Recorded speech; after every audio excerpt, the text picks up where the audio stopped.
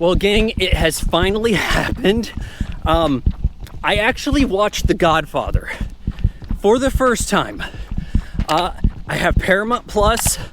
Gotta watch that Star Trek Strange New Worlds, which isn't going too bad. And I thought, what else is over here?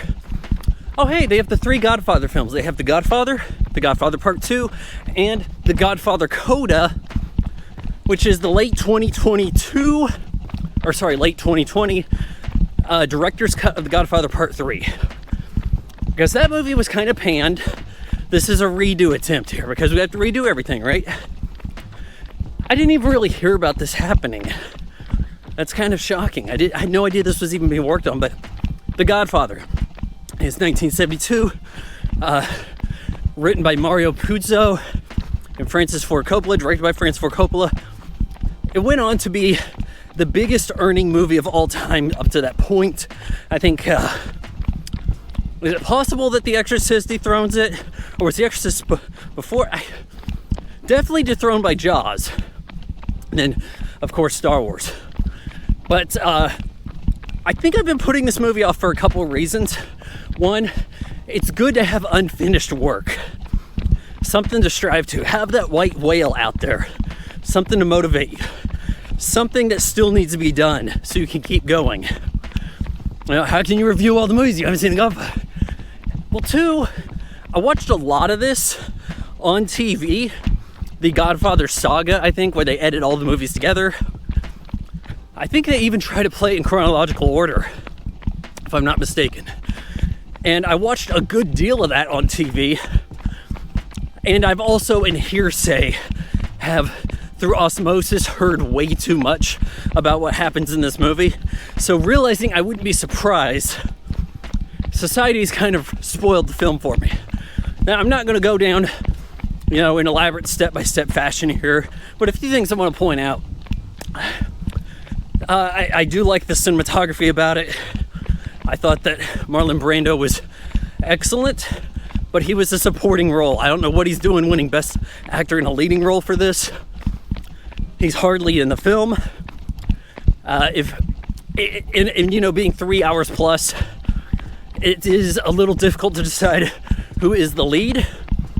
But the movie seems to be largely about his son Michael, doesn't it? I mean, we have films now where the lead doesn't show up until 30 minutes in. That could be Michael. I really like the character of Tom, the lawyer, played by Robert Duvall, who is still alive as of this recording. And, he goes to Hollywood. They're trying to work all these people owe favors, and they're exchanging these favors with the Godfather. His godson is a singer. He wants that. He's basically Frank Sinatra. There's a lot of characters standing in for historical figures. Frank Sinatra wants that role on the waterfront. Hey, help revive my career. Producer won't give it to him. Tom talks to him in California, shows him Khartoum maybe, prized racehorse. But I'm not gonna race him. Wakes up the next day, horse's head is in his bed. It looks pretty authentic to me. I think this is before the American Humane Society stepped in to a lot of this, but I don't know. But did Tom cut the head off? Didn't see anybody else arrive with him in California. I don't know, Tom didn't really do the dirty work. And I like that throughout the trilogy, it's not like they have to knock off Tom because he knows too much. In fact, Vito Corleone, Marlon Brando's character, in the first movie, is quite forgiving. Is it possible he's gone soft with old age? He doesn't want retribution. His son, Sonny Santino, got gunned down when he was kind of acting Don because Vito was in the hospital. He got shot in the back 5 times. Asked no retribution for this. But then he turns the keys to the castle over to Michael, youngest son. Has Fredo sent off to Las Vegas, do some casino operations over there. Michael's running the family. He didn't really want a part in it, but he killed a crooked cop and a mob boss. There's a few things here that don't make a lot of sense, but they make for great quotes. And this first movie in particular is endlessly quotable. Almost every line can be quoted. I only saw the film once. But this thing where they sent they sent the Corleone family some fish wrapped up. It's a message. It's Sicilian for Luca Brasi sleeps with the fishes. Who said anything about Luca Brasi? How do they know this guy died? They sent him a message. And they killed their enforcer. But how do I know he didn't turn coat and he's an FBI informant or some shit like that, right? Some of that doesn't make sense. Leave the gun, take the cannoli. You could take the gun too, I guess. I mean, why not? Why, so the cops can't find the murder weapon? It happens to be there? You know, little things are super quotable in this. But if there was something that bothered me, it's the role of women. And yes, I know I'm being that feminist critic right now, but women are set dressing at best in the first two films. Absolutely. Both of those won Best Picture. And the role of women is absolute object. I mean, hell, Michael has to lay low in Italy. Just see some girl. We get like what, maybe one line out of her? Monday, Tuesday, Wednesday. And then she blows up in a car. She has her boobs out for longer than she talks. There was no whining and dining. We didn't get anything about him learning about her personality. Yeah, it's just physical attraction. Shit, Connie, played by the writer-director's sister, Adrian from Rocky. I kind of like her range through the trilogy. First two movies, she doesn't have shit to do. She has some violent outbursts. That's about it. Gets slapped around. Her husband gets killed by Michael. And a lot of the killing in this just felt so visceral. I felt like I was actually watching real people die. I mean, this guy kicks out the car windows. People getting shot in the eye. I'm kind of wondering how they pulled that off in 72. You know, the music good. It's a good movie. I think I prefer the Goodfellas. I really do. I think Goodfellas has a more cinematic quality about it. In fact, I might actually say that The Godfather Part II is better than Part I. So Part 2, you suffer from this situation.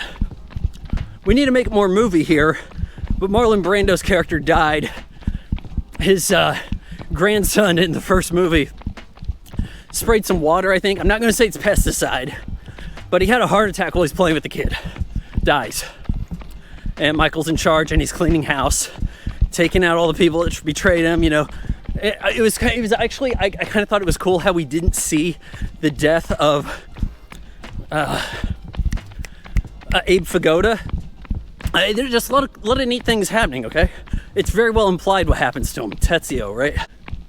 But in the second movie, we want to continue with this character, but we don't really have him, so we make a bit of a prequel. And we get to see Robert De Niro playing the role.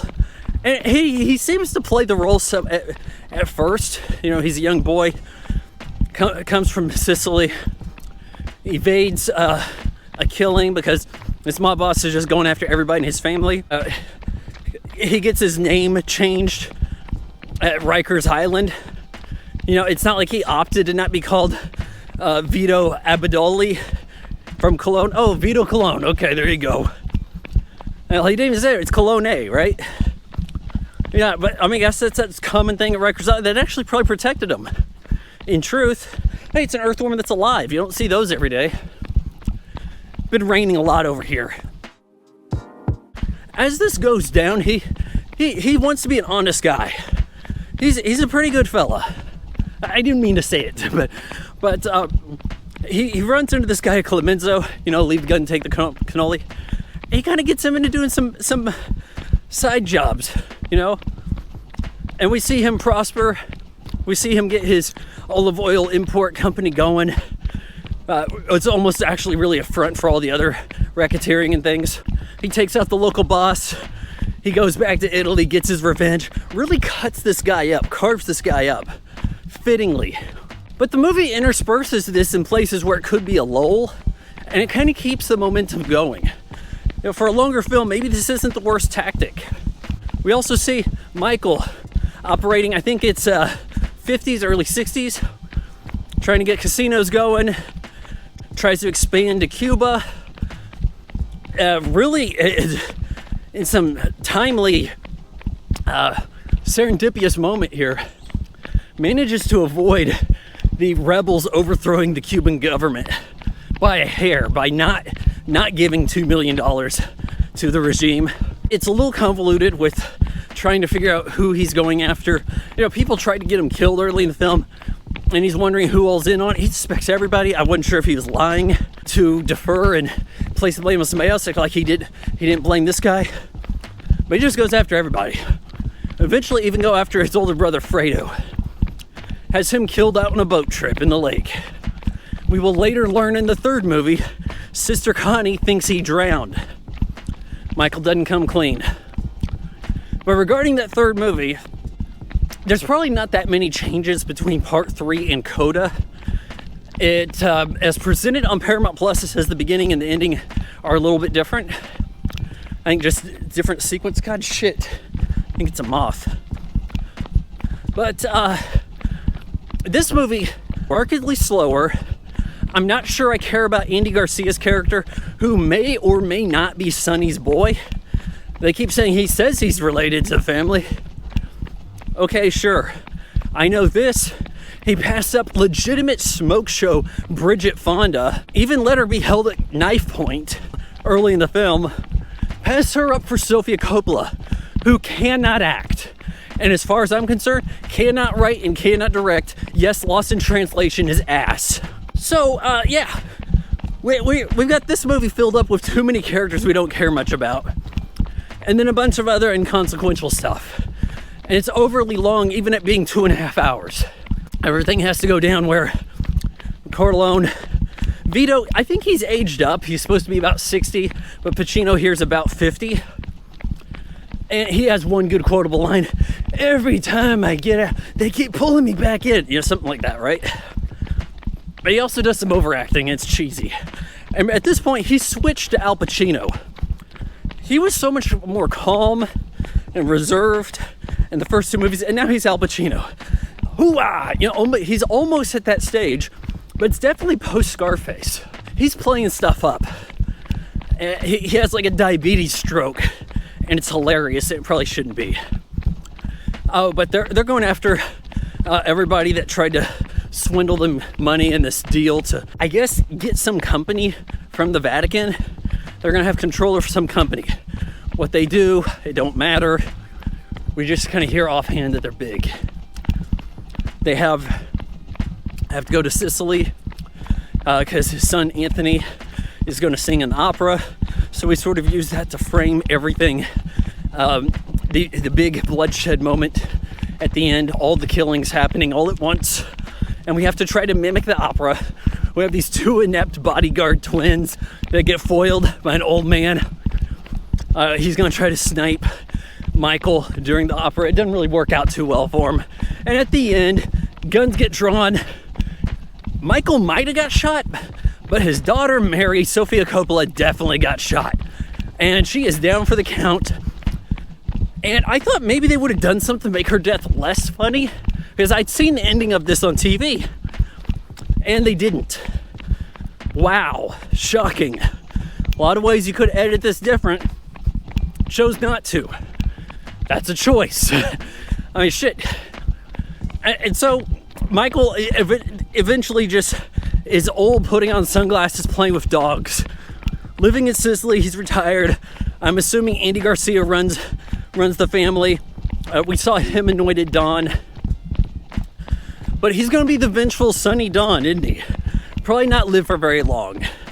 Hell, the shot of old Michael, he's probably alive and Andy Garcia is actually dead. And does it help that they have an incestuous relationship here? First cousins. Granted, we didn't see the sex scene, but it's implied it happened. It progressed to that. Look, breaking it down, I'm going to draw a lot of flack for this. The Godfather, 3 out of 4 stars. The Godfather Part II, 3.5 out of 4 stars.